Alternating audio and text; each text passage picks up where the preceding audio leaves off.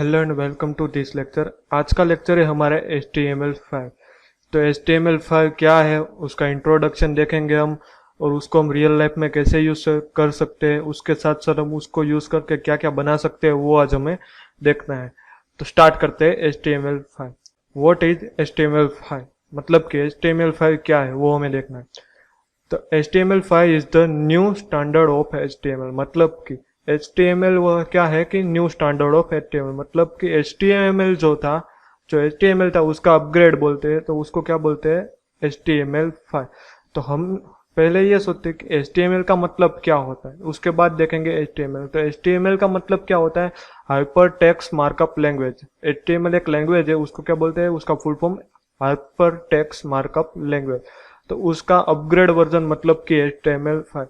The previous version of HTML was HTML 4.0.1 come in 1999, मतलब कि अभी जो हम HTML देख रहे हैं उसका प्रीवियस वर्जन कौन सा था, HTML 4.0.1। अब हम देख रहे हैं वो क्या है, HTML5, बट उसका प्रीवियस वर्जन 4.0.1 था, वो 1999 के अंदर रिलीज हुआ था। HTML 4.0.1 कब रिलीज हुआ था, 1999 के अंदर। अब देखेंगे HTML is design to deliver almost everything you want to do, मतलब कि अब हम क्या देखने वाले हैं कि हमने देखा कि HTML का मतलब क्या होता है, उसका फुल फॉर्म क्या होता है, हाइपर टेक्स्ट मार्कअप लैंग्वेज क्या होते हैं। उसके बाद हमने देखा कि उसका प्रीवियस वर्जन कौन सा था, वो कब रिलीज हुआ था। तो अब हम उसका थोड़ा डीप में देखेंगे कि HTML5 का यूज क्या होता है, कैसे करेंगे, वो सब हम देखेंगे। तो HTML is design to deliver almost everything, मतलब कि आपको कुछ भी डिजाइन करना है तो वो आप HTML5 के जरिए से कर सकते हैं। यू वांट टू डू, आपको जो भी डिजाइन करना है online without requiring addition plugin, मतलब कि आपको एडिशनल प्लगइन जो भी कोई रिक्वायर है उसके बिना ही आप HTML5 के जरिए कुछ भी आप डिजाइन कर सकते हो। ऑनलाइन कुछ भी आप कोई भी प्लगइन के बिना ही आप HTML5 के जरिए कोई भी डिजाइन बना सकते हो या कोई भी वेब पेज बना सकते हो। तो ये क्या हो गया हमारे HTML5। तो HTML5 कितना स्टैंडर्ड है वो आपको अब पता चला कि कोई भी एडिशनल हमें कोई प्लगइन की जरूरत नहीं है। तो प्लगइन के यूज किए बिना ही हम कुछ वैसा प्लगइन के जैसा ही कुछ डिजाइन कर सकते हैं, वेब डिजाइन कर सकते हैं। तो ये HTML5 से कंप्लीटली होगा।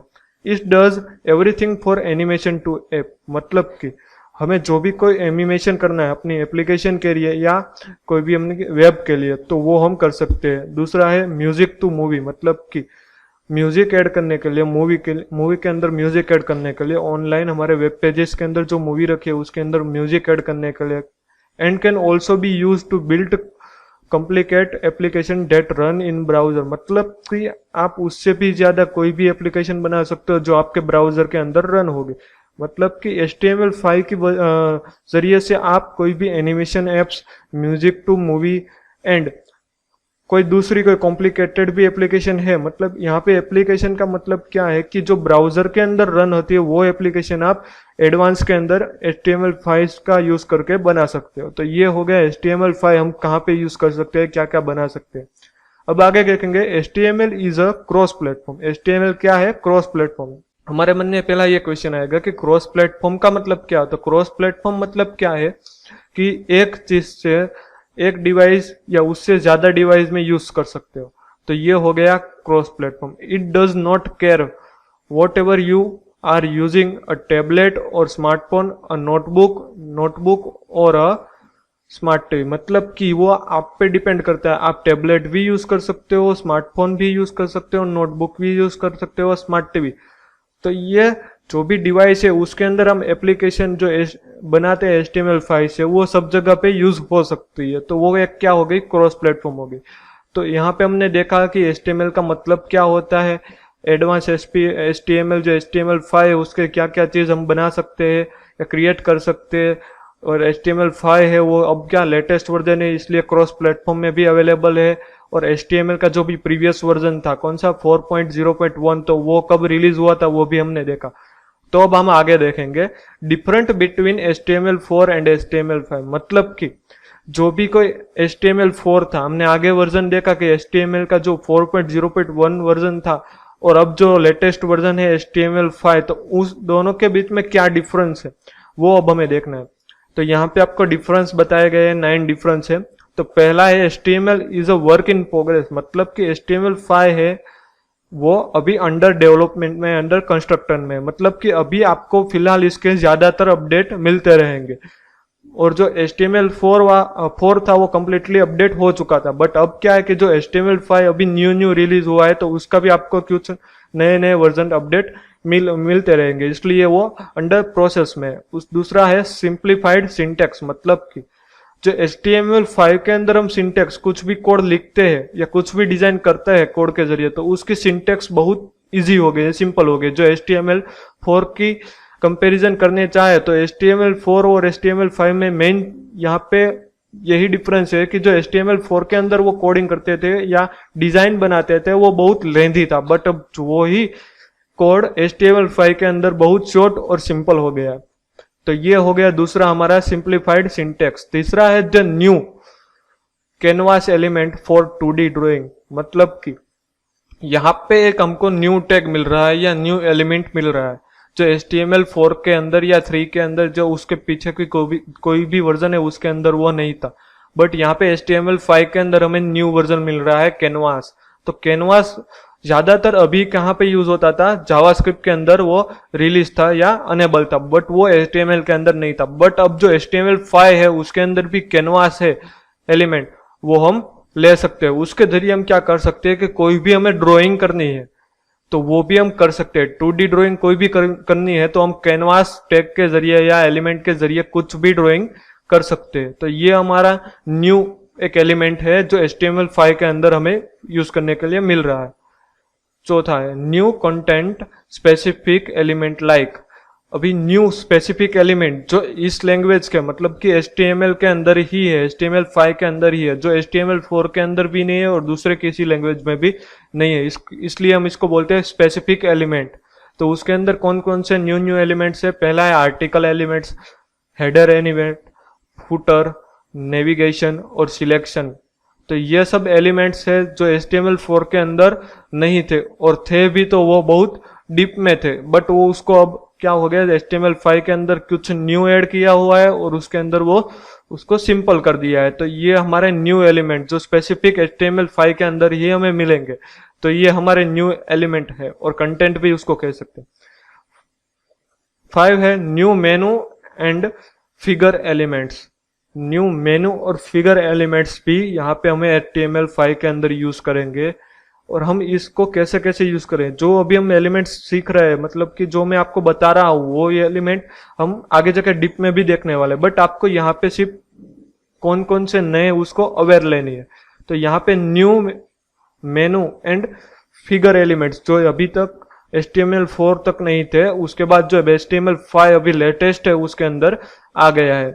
उसके बाद है न्यू ऑडियो और वीडियो एलिमेंट। जो ऑडियो और वीडियो एलिमेंट है, टैग है, वो हम HTML5 के अंदर यूज कर सकते हैं। उसके अंदर 7th है न्यू फ्रॉम कंट्रोल लाइक, मतलब कि अभी हमको जो भी न्यू कंट्रोल है जो HTML4 या 3 के अंदर अलाउ नहीं थे या खाली HTML के अंदर अलाउ नहीं थे, मतलब कि बने ही नहीं थे, तो वो अब हम न्यू विजेस्ट और कंट्रोल, उसको कंट्रोल भी बोल सकते हो। तो न्यू कंट्रोल हमें यहाँ पे मिलेंगे जो हम आसानी से यूज कर सकते हैं। तो उसके अंदर पहला है कैलेंडर, तो हम कैलेंडर के लिए हम डायरेक्टली कैलेंडर का यूज कर सकते हैं। दूसरा है डेट, तीसरा है टाइम, ईमेल, URL और सर्च। जो ये एलिमेंट्स है उसको कंट्रोल है, ये जो कंट्रोल है उसको हम डायरेक्टली यूज कर सकते हैं आसानी से HTML5 के अंदर। तो ये सब न्यू कंट्रोल्स है जो HTML4 के अंदर नहीं थे, बट वो अपडेट होने के कारण यहाँ पे कुछ न्यू कंट्रोल हमें यूज करने के लिए मिलेंगे। उसके बाद है नो मोर फ्रेम, मतलब कि जो पीछे जो HTML4 के अंदर जो भी टेक्स्ट है, जो भी एलिमेंट्स है, वो अब हम HTML5 में भी कुछ रिमूव कर दिया है, मतलब कि उसका यूज हम नहीं कर सकते HTML5। तो वो कौन कौन से टैग है? तो वो पहला है फ्रेम टैग, दूसरा है सेंटर, तीसरा बिग, चौथा बी और फॉन्ट। तो ये जो 5 टैग है वो अब हम HTML5 के अंदर यूज नहीं कर सकते, मतलब कि HTML5 के अंदर ये 5 टैग हम ले नहीं सकते, वो HTML4 तक ही सीमित थे। बट अब जो अपडेट आया HTML5 के अंदर वो यहाँ पे हम यूज नहीं कर सकते।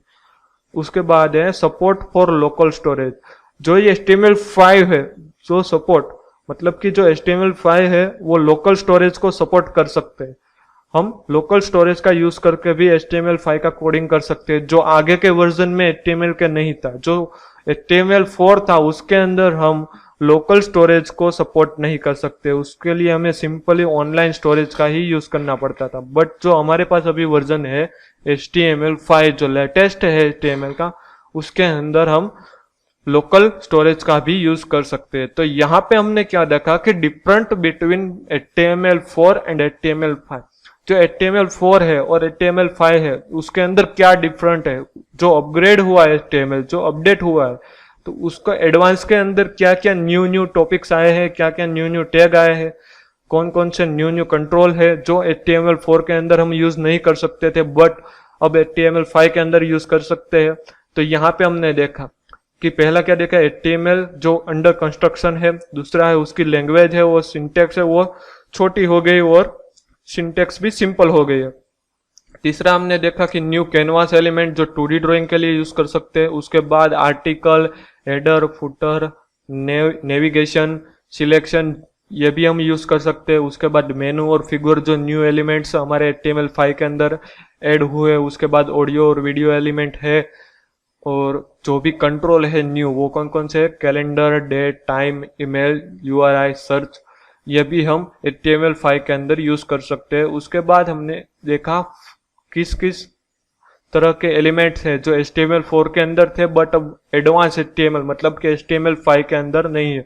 तो उसमें क्या क्या था, फ्रेम टैग है, सेंटर एलिमेंट, बिग, बी और फॉन्ट एलिमेंट जो हम HTML5 के अंदर यूज नहीं कर सकते। और जो HTML5 है वो लोकल स्टोरेज को सपोर्ट करता है जो HTML4 नहीं करता था। तो ये हमने देखा डिफरेंट बिटवीन HTML4 और HTML5।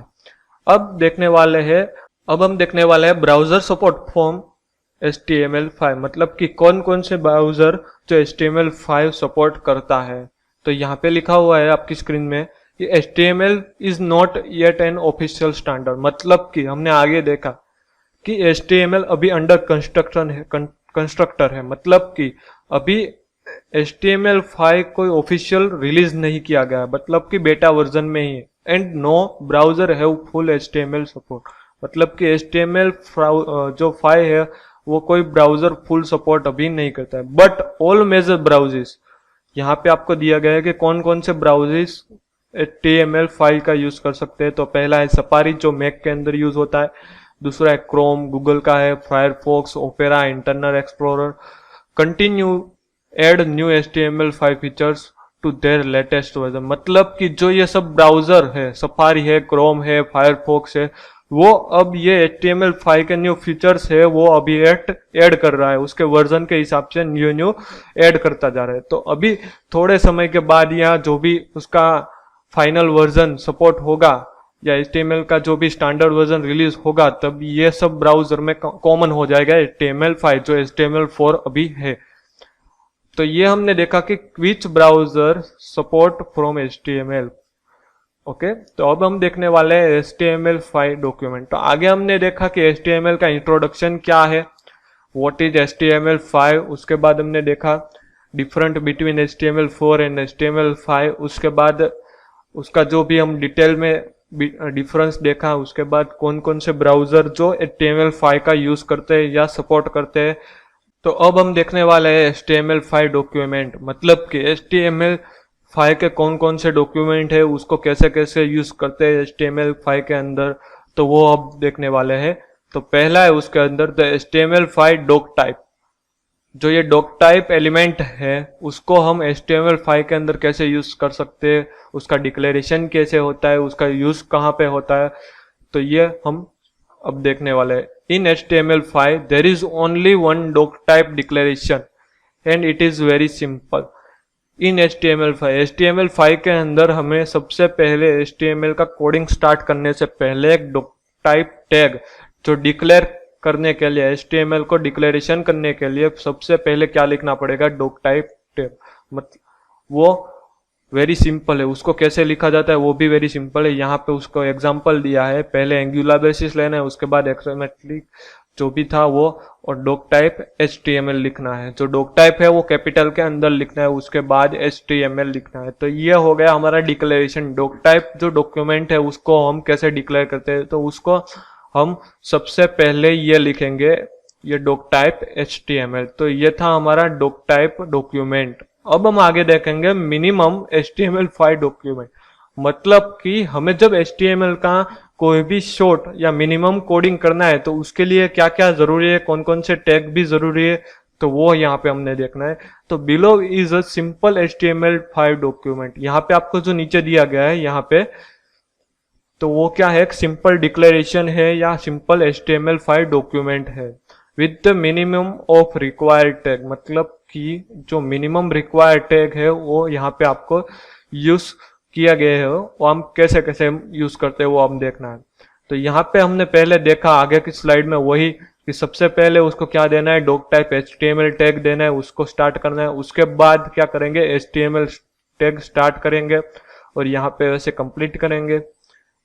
और यहाँ पे उसके बाद क्या होगा, हेड टैग होगा HTML के अंदर हेड टैग, उसके अंदर होगा मेटा चेस्ट UTF-8। ये क्या है कि आपको किस ब्राउजर के अंदर रन करवाना है उसके लिए आपको यहाँ पे उसका फॉर्मेट UTF-8 देना पड़ेगा। उसके बाद है टाइटल, कि जो आप एप्लीकेशन बना रहे हो, आप जो भी वेब पेज बना रहे हो उसके अंदर आपको क्या टाइटल देना है, वो क्या टाइटल से सेव होना चाहिए, तो वो आपको या दिखना चाहिए, वो यहाँ पे आपको देना है। तो टाइटल ऑफ डॉक्यूमेंट मतलब कि यहाँ पे आपको क्या देखा है, टाइटल टैग के अंदर ही आपको क्या देना है, उसका जो भी कोई टाइटल है वही। उसके बाद यहाँ पे हेड टैग है वो क्लोज करना है। उसके बाद बॉडी टैग चालू करना है। बॉडी टैग के अंदर जो भी आप कुछ बनाना चाहते हो तो ये बॉडी टैग के अंदर आप यहाँ पे कोडिंग कर सकते हो। उसके बाद बॉडी टैग कंप्लीट करना है, उसके बाद हेड टैग क्लोज करना है, HTML टैग क्लोज करना है। तो ये हमारा सिंपल मिनिमम HTML5 डॉक्यूमेंट था। मतलब कि हमें कोई भी सिंपल डॉक्यूमेंट या वेब पेज बना हो या एप्लीकेशन बनानी है वेब की, तो यहाँ पे आपको इतना HTML का जो कोडिंग है वो करना पड़ेगा। तो ये हमने देखा HTML5 डॉक्यूमेंट। उसके आगे हम देखने वाले हैं HTML5 न्यू एलिमेंट। मतलब कि HTML के जो हमने आगे न्यू एलिमेंट्स देखे थे, कौन कौन से न्यू एलिमेंट्स ऐड हुए हैं, उसको मतलब क्या होता है, वो सब हम डिटेल में देखेंगे। तो पहला है द न्यू कैनवास एलिमेंट, जो हमने आगे पढ़ा था, उसके डिफरेंस में पढ़ा था। तो canvas element, the canvas element is use to draw graphics. मतलब कि आपको कोई 2D ग्राफिक्स वेब एप्लीकेशन के अंदर या वेब पेज के अंदर ड्रॉ करना है, या ब्राउजर के अंदर आपको ड्रॉ करना है कोई भी 2D ग्राफिक्स, तो वो आप कैनवास टैग के जरिए बना सकते हो या क्रिएट कर सकते हो on the fly via scripting, usually JavaScript. यहाँ पे आपको जावास्क्रिप्ट का भी यूज करना पड़ेगा, तो यहाँ पे आपको बेहतर ग्राफिक्स ड्रॉ कर सकते हो इन HTML5 के अंदर। तो ये हमारा न्यू एलिमेंट्स है जो HTML4 के अंदर सपोर्टेड नहीं था, बट अब HTML5 के अंदर है।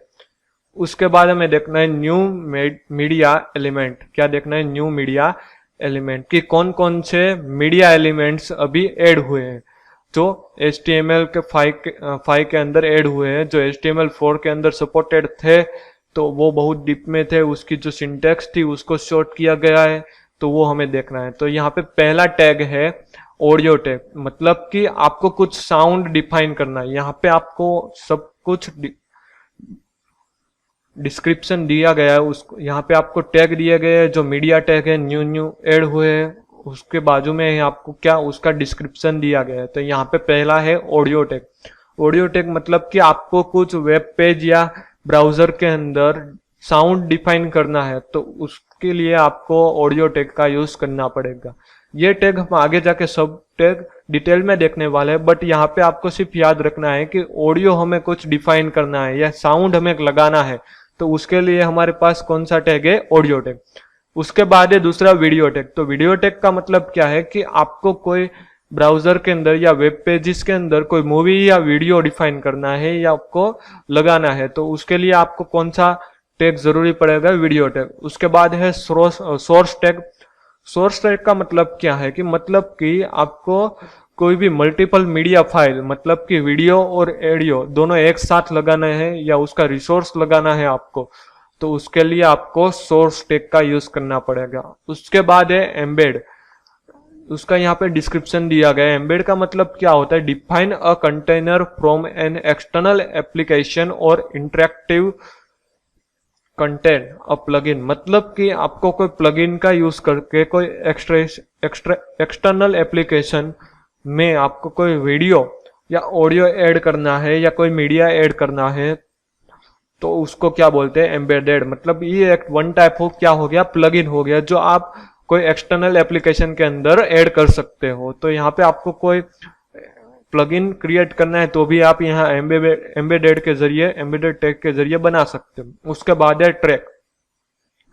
ट्रैक का मतलब क्या होता है कि defined text track for video and audio, मतलब कि जो वीडियो और ऑडियो है उसके जो भी टाइमिंग होता है, उसका कंट्रोलर होता है, उसको डिफाइन करने के लिए यहाँ पे क्या टैग यूज होता है? Track tag. कौन सा? Track tag. तो ये हमारा हो गया न्यू मीडिया एलिमेंट। आगे हमने देखा था कैनवास का यूज क्या होता है, और दूसरा एलिमेंट हमने देखा न्यू मीडिया एलिमेंट्स। उसके बाद हम देखने वाले हैं न्यू फ्रॉम एलिमेंट। जो फॉर्म एलिमेंट है वो किस किस है, न्यू उसमें क्या क्या ऐड हुआ है HTML5 के अंदर, तो वो देखने वाला है। उसके अंदर पहला टैग है डेटा लिस्ट टैग, मतलब कि यहाँ पे उसका डिस्क्रिप्शन दिया गया है, वो पढ़ेंगे हम। Specific a list of pre defined option for input control, मतलब कि जो प्री डिफाइंड ऑप्शन है इनपुट कंट्रोल के लिए, जो भी प्री डिफाइंड ऑप्शन है, मतलब कि वहां पे हम कोई एग्जाम्पल देखेंगे कि हमें कोई जेंडर सिलेक्ट करवानी है, तो वहां पे हमको पहले प्री डिफाइंड डेटा देना पड़ेगा कि उसकी जेंडर क्या है, मेल है फीमेल है।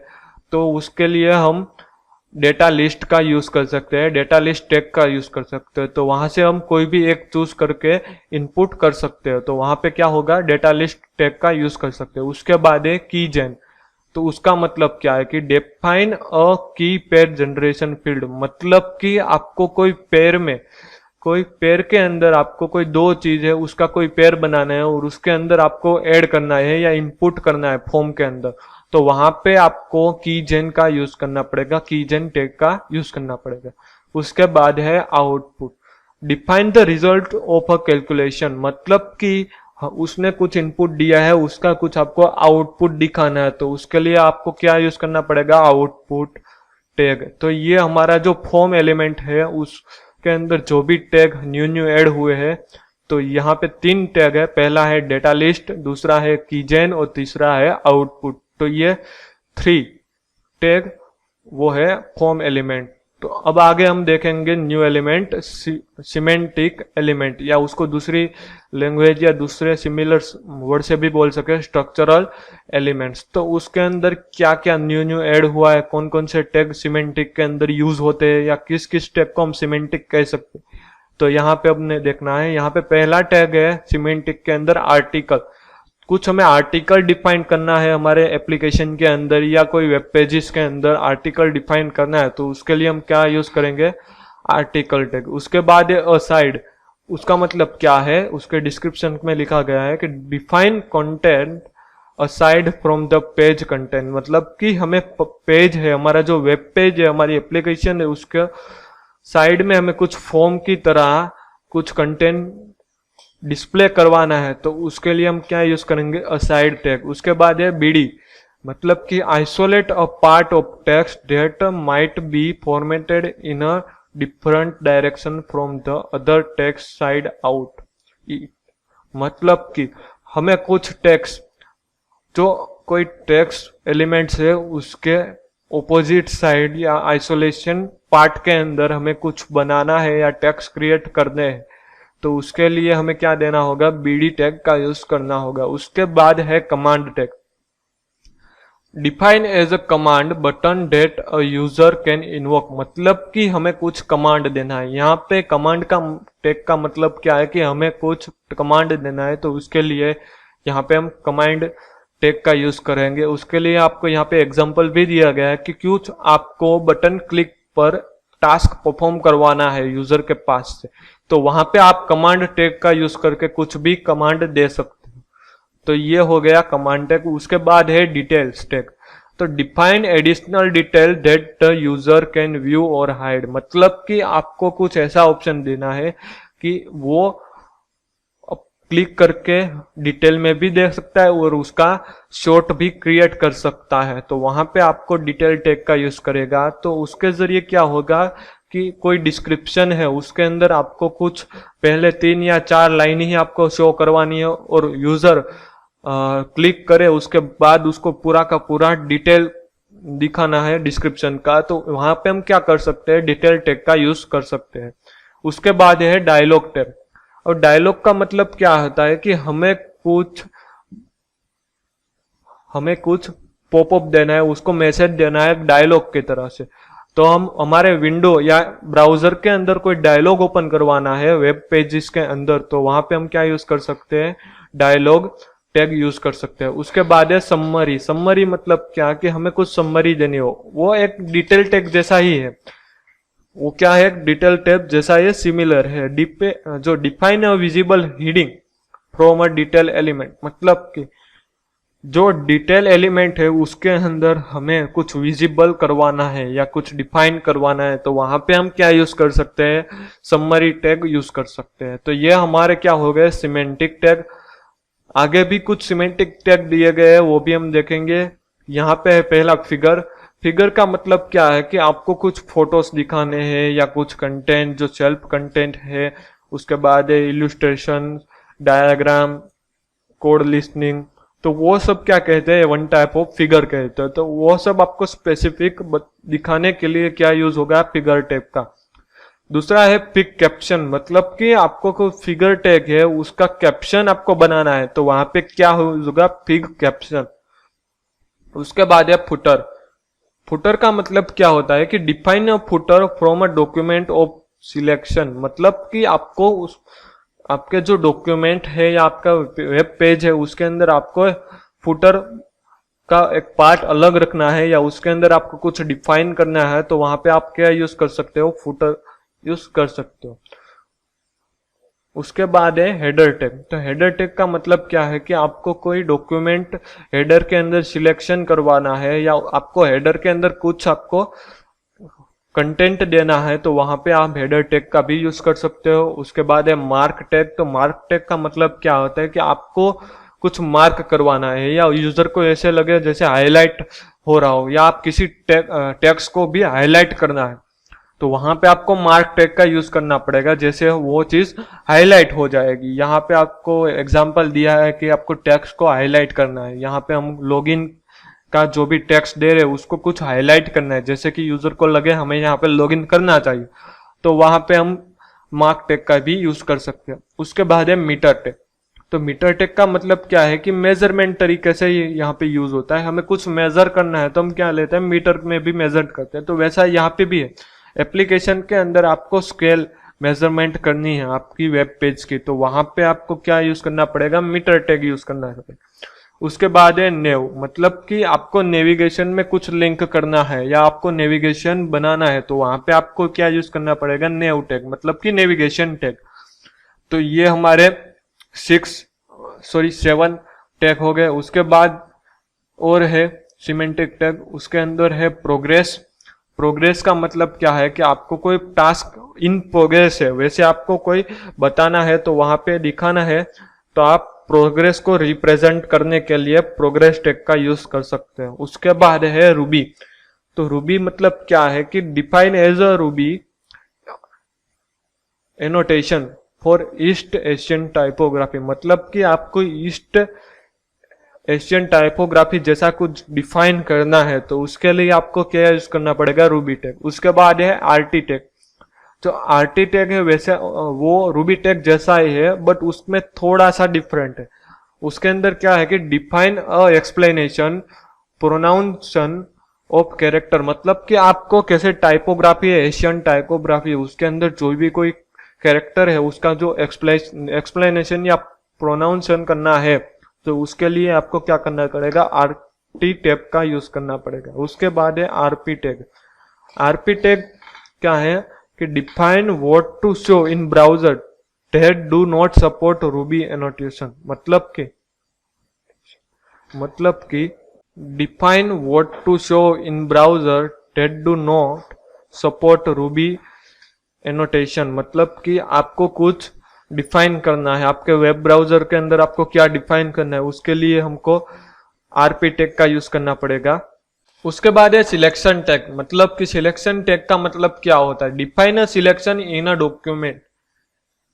तो हमें किसी भी डॉक्यूमेंट के अंदर कुछ सिलेक्शन के लिए डिफाइन करना है, क्या कुछ सिलेक्शन डिफाइन करना है या उसको सिलेक्शन के लिए अलाउ करना है, तो वहां पे हम क्या यूज कर सकते हो, सिलेक्शन टैग का यूज कर सकते हो। उसके बाद है टाइम टैग, मतलब कि हमें डेट एंड टाइम डिफाइन करना है। हमें आगे देखा कि हमने कुछ न्यू कंट्रोलर जो HTML4 के अंदर नहीं थे वो अब HTML5 के अंदर थे, उसके अंदर था डेट एंड टाइम, तो वहां पे हम डेट एंड टाइम के लिए टाइम क्या कर सकते हैं, टैग का यूज करके उसको शो करवा सकते हैं। तो ये हो गया हमारा टाइम टैग। उसके बाद है वेब BR टैग, मतलब कि आपको कोई लाइन ब्रेक करनी हो या पॉसिबल लाइन को आपको कहां पे भी ब्रेक करना हो, तो वहां पे आपको क्या यूज होगा, BR टैग। आगे दूसरा भी एक टैग होता है BR tag, only BR tag, यहाँ पे WBR टैग है। दोनों का काम सेम ही रहेगा लाइन ब्रेक करने के लिए। तो ये हो गया हमारा BR टैग। तो अब तक हमें देखा कि सिमेंटिक टैग क्या होते हैं, उसमें किस किस तरह के एलिमेंट होते हैं, वो हमने सारे टैग देखे। उसके पहले हमने क्या देखा कि फॉर्म एलिमेंट क्या होता है, उसके पहले हमने देखा मीडिया एलिमेंट, उसके पहले हमने देखा कैनवास। तो ये सारे एलिमेंट देखे और आगे उसका इंट्रोडक्शन भी देखा। तो आज का हमारा लेक्चर यहाँ तक ही रहने देते हो। तो आज अब आपको क्या करना है, तो अब आपको यहाँ पे असाइनमेंट दिया गया है। तो जैसे ही लेक्चर कंप्लीट हो ये असाइनमेंट, उसके अंदर 3 आपको क्वेश्चन दिए गए हैं। पहला है फुल फॉर्म ऑफ HTML, दूसरा है how to declare doc type, तीसरा है how to declare HTML tag. तो ये तीनों क्वेश्चन आपको जब आपका लेक्चर क्लोज हो तब आपको ये फिलअप करने हैं।